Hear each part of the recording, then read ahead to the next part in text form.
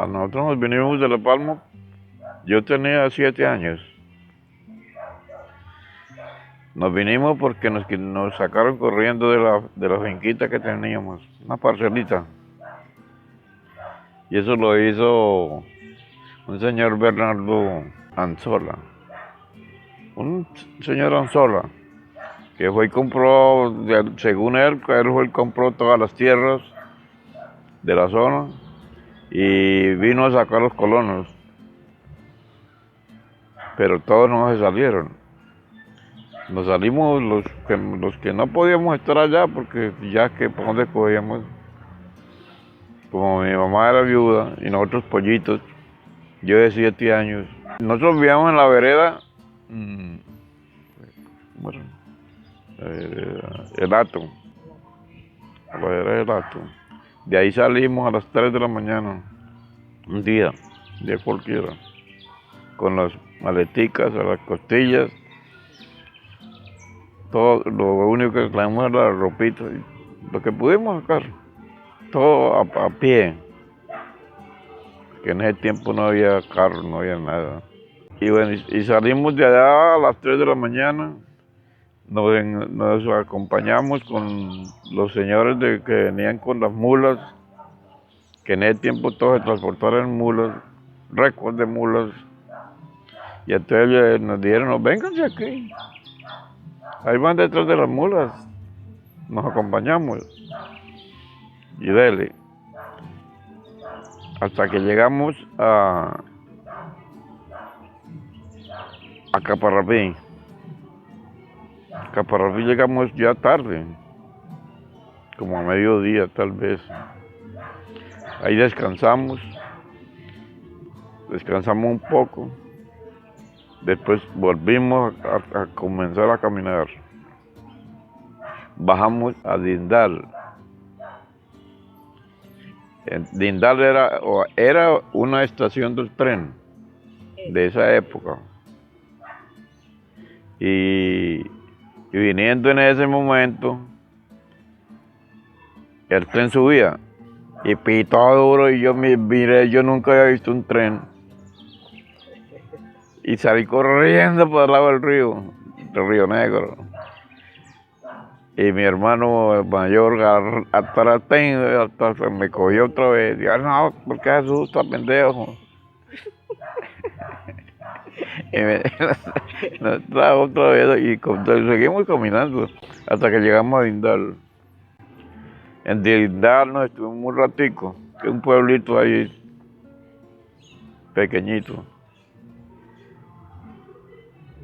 Nos vinimos y cogimos a la cuesta, que ahí ya comienza una pendiente a salir a La Paz. Pero antes de llegar a La Paz, ya nos cogió la noche. Donde una familia, llegamos a una casa de una familia de la Pulido, don Salvador Pulido. Ahí llegamos y nos atendieron, nos dieron comida, la dormida y al otro día nos levantamos, nos dieron desayuno y nos atendieron bien, para que nosotros era la primera vez que hablamos con ellos. Ni ellos nos conocían, ni nosotros nos conocíamos. De ahí arrancamos hacia La Paz. De ahí a La Paz, eso es lejos. Pasan uno por la vereda San Ramón y siguen. Y entonces llegamos a La Paz, nos sentamos ahí en un corredor de una esquina, de una casa, a descansar. Y le preguntamos a la señora y el señor que estaban ahí, y él, que a dónde quedaba La Parada, una finca en La Parada. Digo, no, de aquí ya queda cerquita. Digo, se cogen aquí para allá y bajan, póngale una media hora y ya llegan a La Parada. En La Parada vivía la hermana mayor que se había venido de La Palma y vivía con un señor ahí. Eso era una parada de muleros, de 4 patas. Ya ahí descansamos, ya bueno, ya llegamos de un familiar, pues ya cambió la cosa. Y ahí en la parada nos demoramos, nosotros, los mayores, se vinieron a Honda a buscar trabajo, que fue Leovigildo y Pío Quinto. Y después ya nosotros duramos 3 meses ahí viviendo, los más pequeñitos y mi mamá. Después fue cuando ya ellos vinieron por nosotros y nos vinieron a Puerto Bogotá. En Puerto Bogotá encontramos una tía y de buenas porque tenía una piecita desocupada, nos la arrendó y ahí vivimos también un poco tiempo. Cuando era Puerto Bogotá no era nada, una calle en el 38. En Puerto Bogotá lo que encontramos ya cosas ya más distintas y ya gente que vivía trabajando y pasaba por había, mejor dicho, como ya existía el puente Navarro. El puente Navarro había que pagar 1 centavo para cruzar el puente. Toda persona pagaba 1 centavo. ¿Quién cobraba eso? Don Lucio Rodríguez, en la parte del puerto. Y en el otro extremo del puente, era don Pascasio Medina. La única que había era en la calle central, que es el Camino Real, que hoy existe lo mismo. Esa calle todavía está lo mismo. Todo esto era potreros, porque ahí no vivía nadie, eran potreros y donde sembraban yuca, plátano, todo. Y don Antonio Calderón, que él era el policía del puerto en ese tiempo y administraba esto. Esto era de los navarros. Esta tierra se la había donado el gobierno a los navarros porque como ellos construyeron el puente, entonces les dije en concesión toda esta región. Nosotros empezamos a vivir en la casita de mi tía, cerca del puente. 2 casitas del puente para arriba, del puente Navarro. Ahí empezamos a vivir. Y estaba pues el que cuidaba ahí, don Lucio, que era el que mandaba ahí en la entrada del puente, era la primera casa de ese sector. Después seguía una casa donde vivía una familia más o menos bien. Después de esa casa estaba la casita de mi tía. Una casita pequeña pero bien arregladita. Después de la casita de mi tía seguía la casa de los padres de los, ¿cómo era que les decían? Los con pieles rojas, los Teriana. El señor antiguo, viejito, papá de piel roja. Él era un señor cuajado, grande, más bien mono, buena persona. Después de ellos seguía la casa de... no, había solar solo. Habían como 2 solares solos, vacíos, en la época. Después seguía la casa de las Avileses. Sí, que eran muy nombradas, muy respetadas, tenían su negocio, una tienda. La única que tenía nevera, y la nevera la hacían funcionar con petróleo. Sí, y era una nevera grande. Y la única que yo conocí los helados ahí, y yo nunca he conocido helados. ¿Para qué carajo helados? Y le vendían a uno un helado y un mollete por 1 centavo.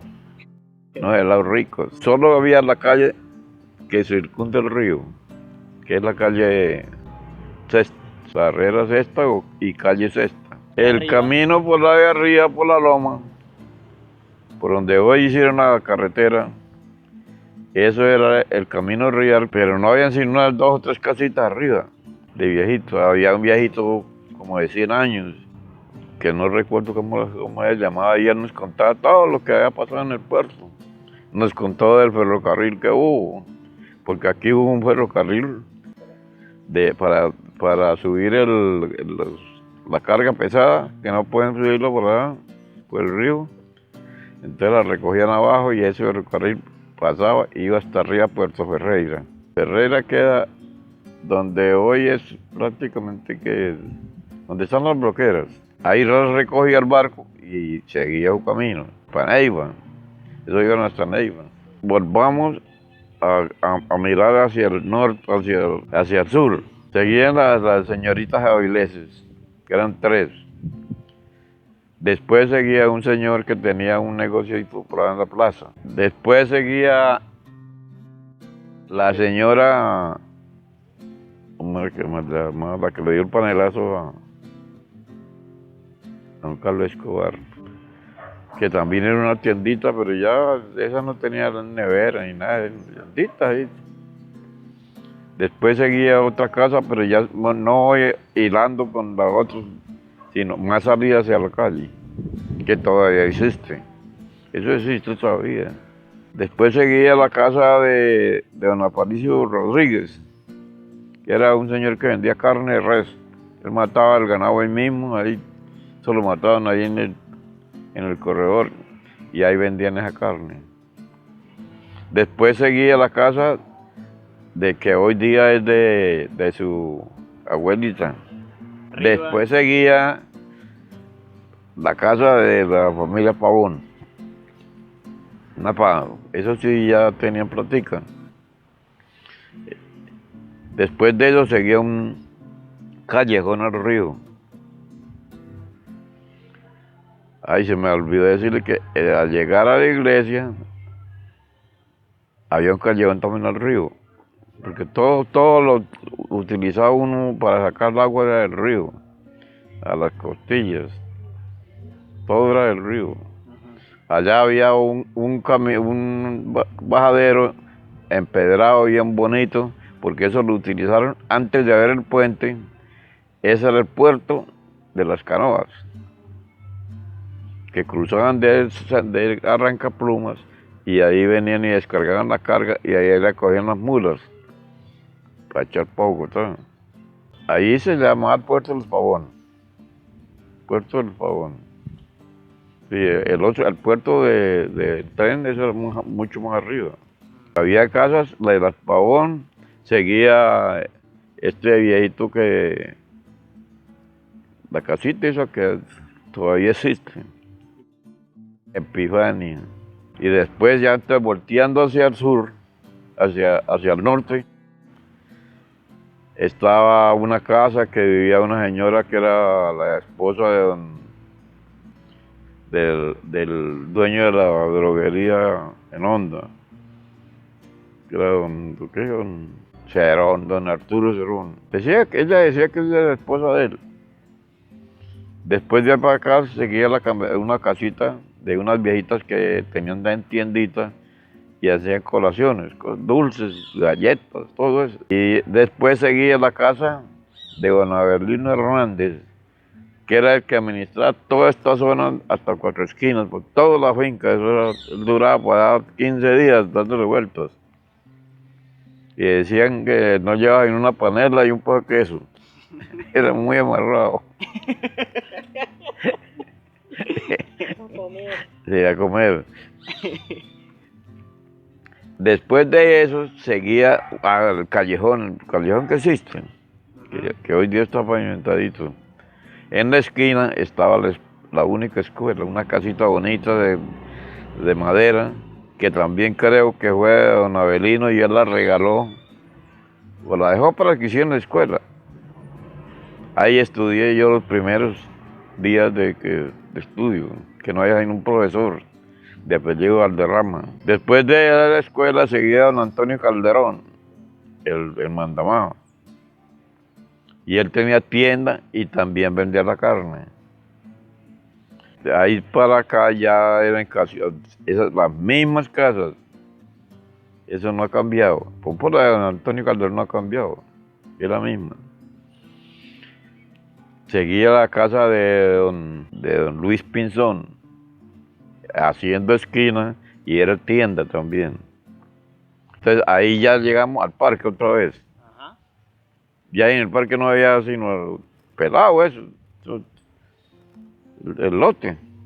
Después del parque seguía ya la casa de los Pavón, que era una casa grande, techo de zinc, bonita, que hoy día es un lote que dejaron abandonado. Todo ese lote pertenecía a la familia Pavón. Después seguía la casa de la familiar de la política, ¿cómo es? La mamá de Amel, la Guarita, tal vez, o la mamá. Sí, la familia, porque ellos vivían ahí, ellos nacieron aquí muchachos nacieron aquí. De Amelia Ramos. Después de Amelia Ramos, seguía la casa de don Antonio,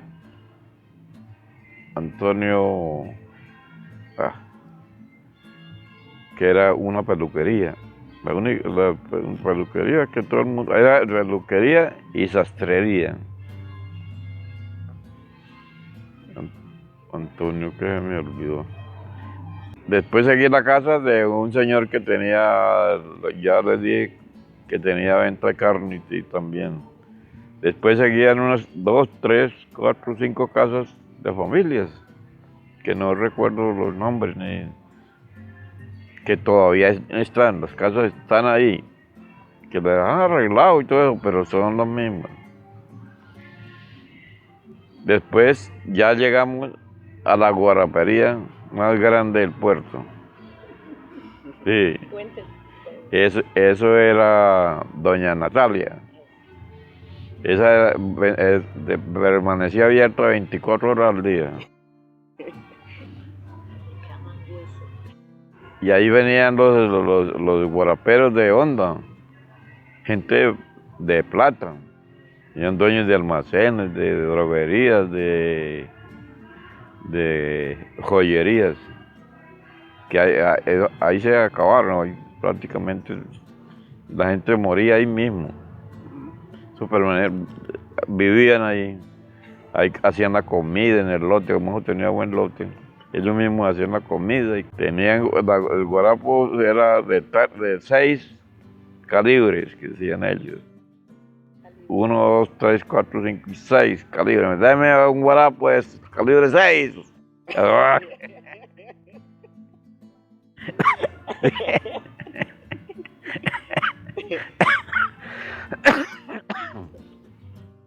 Más dulce era el 1. Sí. Era para las mujeres que llegaban y jóvenes. Adentro, en una pieza, era donde donde guardaban el guarapo, en unos barriles de madera grandes, como esas canecas de 55 galones hoy. Habían 6 canecas. Y ese guarapo, la pieza tenía el piso de cemento y todo eso tenían que cambiarlo cada 6 meses porque eso se podría. El guarapo podría el piso y había que mandarlo a arreglar cada 6 meses. Que eso inclusive yo cuando ya estuve grande, o mejor dicho ya más vieja, estuve haciéndole el trabajo a la vieja. Porque yo aprendí ya construcción y todo eso. Y yo le hice una vez el piso a esa pieza. Que hay que correr con varios guaraperos, corríamos los barriles para un solo lado todo. Se hacía la mitad del piso. A los 3 días se corrían por el otro lado y se hacía la otra mitad. Les cuento de que un día que estábamos nosotros arreglando el piso, y cada rato nosotros tomamos el guarapito más suave. Y entonces yo le dije al que me acompañaba, que era Eduardo Reyes, papá de Amira, le dije, oye, ¿por qué no le esculcamos a ver qué es lo que tienen las canecas por adentro, los barriles? Y le metimos una pala. ¡Ran! Salió calzones y las naguas. No, y calzoncillos largos. Porque en ese tiempo, como se usaban los pantaloncillos largos, pues amarraban la pata abajo para que no se subieran las garrapatas. Sí, eso era. El calzoncillo era de amarrar abajo en el pie. Y ahí nosotros nos pusimos a vomitar de la.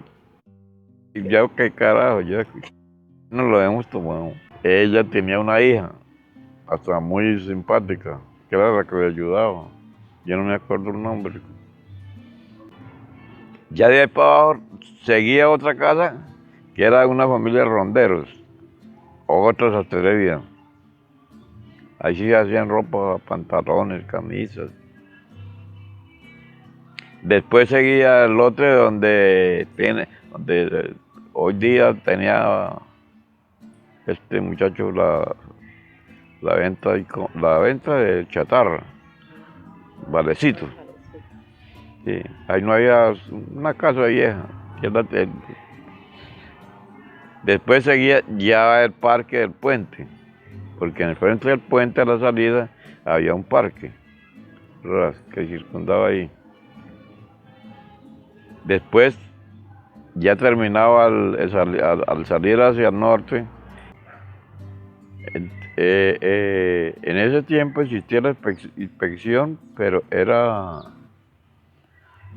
inspección de policía, pero era corregidor lo que había. Y el corregidor era don Antonio Calderón en ese tiempo. Después de don Antonio Calderón llegó don Alfonso Prieto. Seguía la calle hacia el norte, pero habían casas a ambos lados del. Eso existían, esas casas todavía existen, todavía es el puerto, sino que hacia el río se comió todo eso. Todo el libre de casas se los comió hasta el puente, donde hoy es el puente nuevo. Pues que en la inspección tenía una piecita en la esquina, que esa era la cárcel. Y ahí metían los presos. En ese tiempo no había ni inodoro, ni alcantarillado, ni nada, todo eso era en los solares. Los presos tenían que gritar y gritar hasta que salía el inspector y los llevaba a hacer su necesidad, volví y los metía. Y así era en todas las casas. Eso no había todo, eso no había nada de eso. Eso ya lo que fue. Después se inventaron como a los 2 años de haber llegado nosotros, llegó de la sanidad, pusieron una sanidad, que era una casa ahí cualquiera, y que ahí había un médico, pero ese no venía ahí, no, una vez en la semana. Y se comenzaron a hacer las letrinas, todos obligaron a hacer la gente letrinas, era hacer un hueco de 1,50 de ancho, redondo, por 3 de hondo, del fondo. Y encima le echaba una placa, o se le ponían palos o cualquier cosa, y ahí se hacía uno la exposición y todo. Pero sin ninguna higiene. Se evitó fue que llegara a la pampa. Bueno, entonces seguimos. Llegamos hasta abajo, póngale a 200 metros de la inspección. Dejaron también un lote de terreno por ahí de 40 por 40 metros cuadrados. Y que para hacer un parque. Que algún día eso servía para un parque.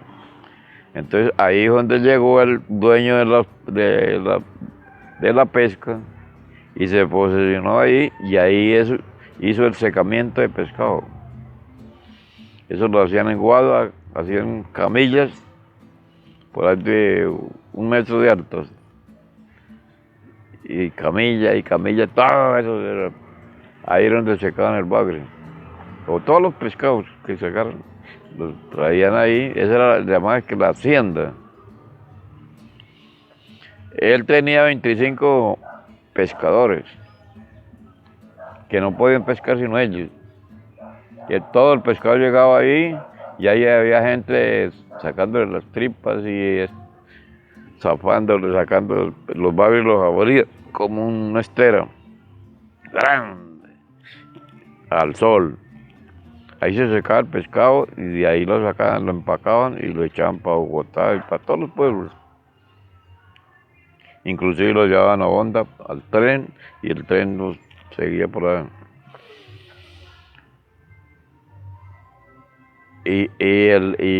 Entonces ya por ahí en el 1939 comenzó la gente a rebelarse, a sacar al señor de ahí, pescadores, los que no podían pescar, y lo sacaron. Eso quedó libre. ¿Conocía a los pescadores de él? Claro, sí, eso ya prácticamente están muertos todos. Nombres, no tiene nombres así en la mente, Sí, más o menos. Pedro Reyes, Andrés Reyes, pero ¿cuáles otros? Eran nomás los que yo me acuerdo más. Eduardo Reyes también fue de esos. José Reyes, el papá Reyes. Eran dos reyes, pero no de la misma familia, dos familias distintas. Que habitaban aquí y no podían pescar. Porque entonces dijeron que los dejaban pescar de 5 de la tarde a 6 de la tarde, 1 hora, para que cogieran el pescado y tuvieran para comer al otro día. Y nosotros aprovechábamos eso para hacer lo mismo, porque Leo Gildo trabajaba en Honda y Pio Quinto. Y ellos venían a las 5 de la tarde y yo les arrimaba la cóngola allá. Yo les esperaba con una cóngola. Y yo en 5 minutos se cogía pescado de sobra, porque había pescado todo tiempo, pero cantidades. Eso era, subía puntas de solo agre, que el río quedaba negro, una belleza. Eso se veía negro. Una capa del río, póngale unos 10 metros de la orilla hacia adentro, se veía negrito, era como la costillita negra. Bonito, es una belleza. Cuando subían los bocachicos, uy, qué cantidad, inmenso. Sobraba la comida. Con los caimanes, eso era en el Remolino de Santa Marta. Iba uno y allá esos eran amigos.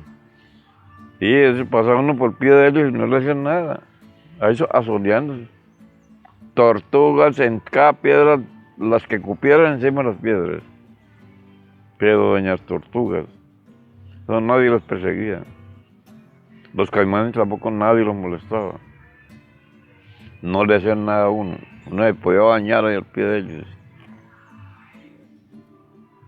Sí, eso era muy bonito. No, las camas no. ¿No? O sí habían las camas, pero eso tenía un señor que era el dueño.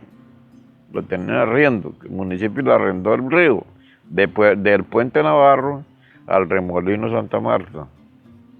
Y prácticamente era el dueño y era el único que podía pescar. Pues que se rebelaron y entonces le quitaron el puesto al viejo. Entonces ya quedó la pesca libre, entonces se dio la pesca libre. Y al quedar la pesca libre se comenzaron a hacer las camas. Se hicieron en cada sector, se unían 10 o 15 personas y comenzaron a hacer camitas, todo. Lo que es hoy día. Hoy día. Ahí ya empezó la cosa. Y hicieron sindicatos, y ya todo eso ya comenzó a coger vida. Después de eso, seguí a la casa pues, donde hicieron el puente nuevo, o sea, el que existe hoy como el puente para pasar a Honda, Luis Ignacio Andrade, que eso hubo en el 51, 52.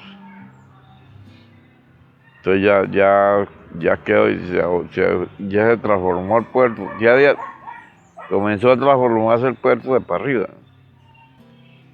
Y comenzó a llegar gente, la misma cosa, las mismas casas. ¿Sí? Sí, eso era igualito. Que han cambiado porque lo han arreglado, pero es la misma cosa. Hasta abajo, sí. Eso ya estaba. El cementerio también, eso ya fue después.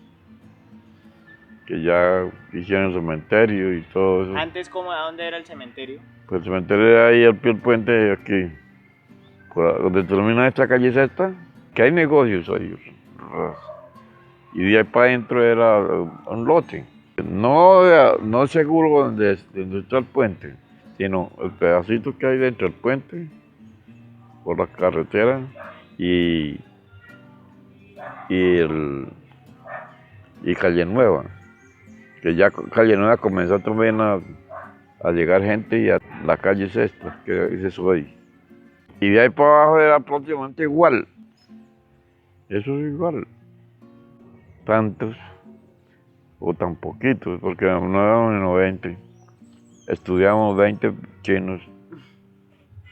Y eso uno iba al día que se le diera la gana. Eso no había control de nada. Yo, por ejemplo, el estudio mío fue muy poquitico. Aprendí a leer y escribir, pero puras chepas. Y como no había sino hasta tercero o cuarto, un solo profesor.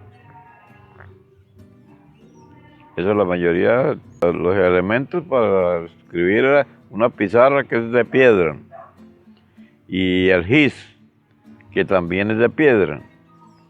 Y con eso hacían unas letras, escribía en la pizarra. Eso era un cuadrito, sí, una piedra, con cara por ambos lados. Y ahí el maestro le ponía a uno la tarea. Por un lado le ponía la tarea de una cosa y por otro le ponía la tarea de la otra. Y uno la metía en una bolsa que le hacían en la casa y lo llevaba colgado aquí, colgadito. Y muchos chinos maldadosos le cogían a la pizarra y le borraban. Ay, papá. ¿Cómo hacía para llevar la tarea? Es claro. Que en todo tiempo ha habido maldades.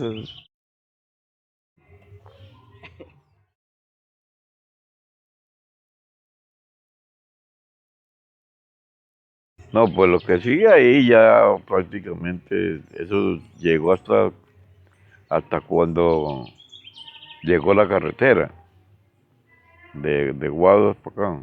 Eso comenzaron en el 50 y lo terminaron en el 52.